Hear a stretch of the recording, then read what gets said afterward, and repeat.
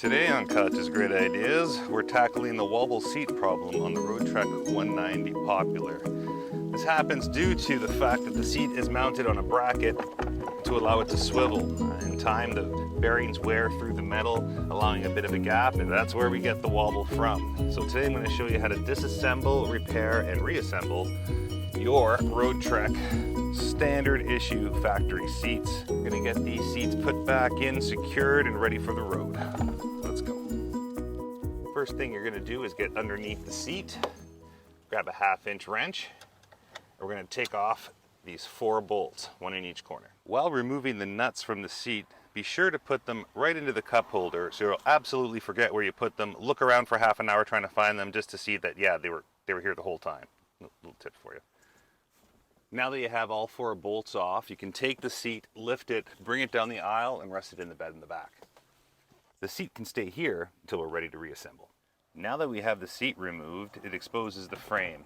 Now this is held down by a single bolt nut with a weight distribution washer underneath it, but you can see here, there's a wobble. There's no movement with the bolt or nut, but all the movement is with the frame.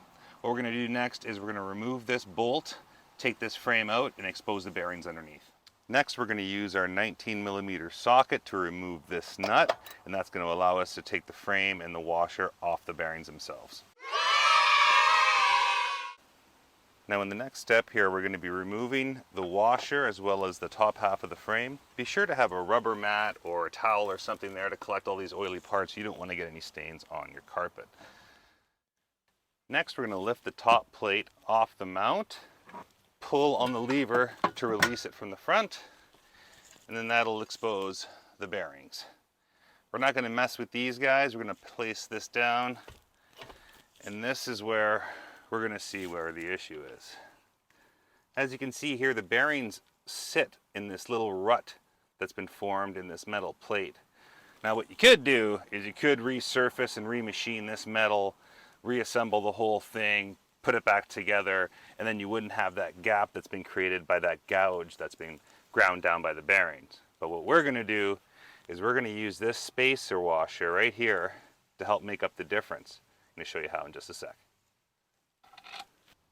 First thing you're going to want to do is just clean this area in the center and the washer. Just use some degreaser just around about 1 inch diameter around the bolt. You press down on this plate to get it nice and flat. You'll see that there's a lip that's formed from that washer. That lip is what's causing the swivel. When the downward pressure comes from the top plate, it's not sitting and getting dispersed in this full circle. It's just sitting on that washer, which gives it space to teeter left and right. But by taking out this washer in the center, filing, sanding, or grinding it down that 1 to 2 millimeters, it's going to give us a nice flush fit again. I'm going to do mine in the grinder.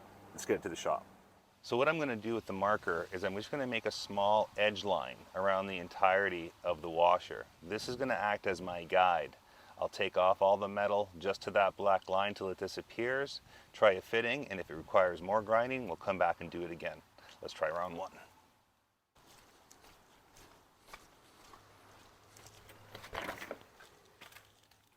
Oh, gee, I gotta put that wood away. Oh, who needs onions? All right, off to the grinder. We got coarse and more coarse. I think we'll go with coarse. Make sure you wear safety gloves if you're going to do it this way. You could even hold these in a pair of vice grips or in channel lockers. Be safe, people.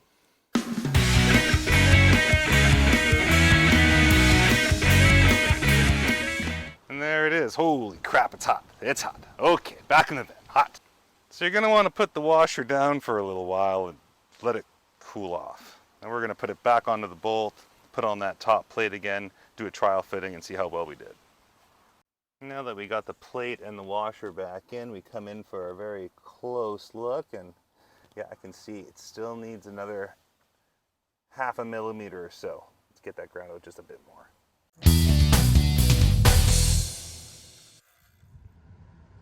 And after another quick filing, now we got a nice smooth surface all the way around, nice and level with the plate with pressure, and we're ready to reassemble, although I'm going to definitely give this a quick clean before we do.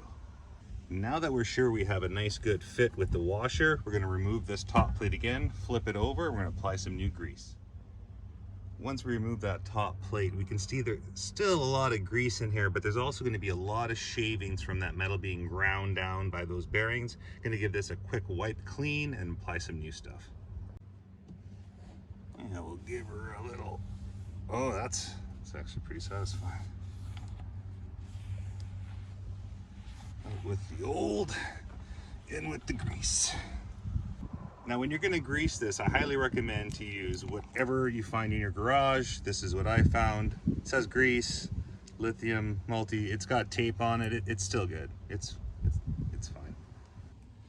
Now to apply this grease onto the surface here, you can go ahead and just grab the nearest flathead screwdriver you got, because you know that's going to work out great. And just yeah, just like you're making a peanut butter and grease sandwich, just get it all in there.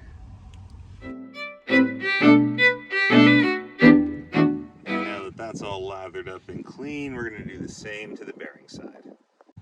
And now we're ready to assemble our grease sandwich.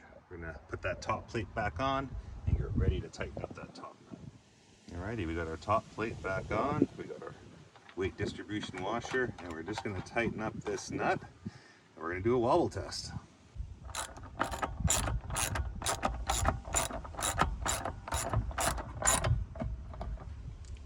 You want to give it a couple extra beans, make sure she's good and tight. And then, rock solid. And she swivels. She's a little stiff. We'll get her worked in.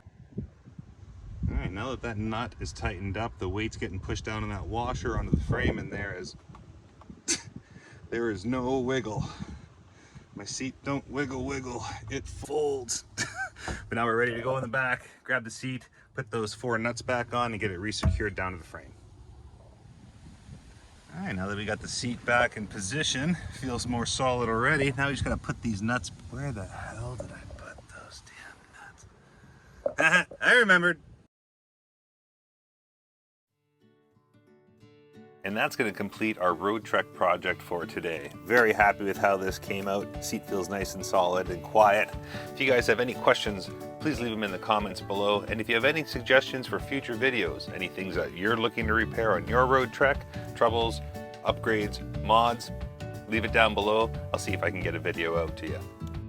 Thanks again, guys. Really appreciate you. We'll see you on the next one.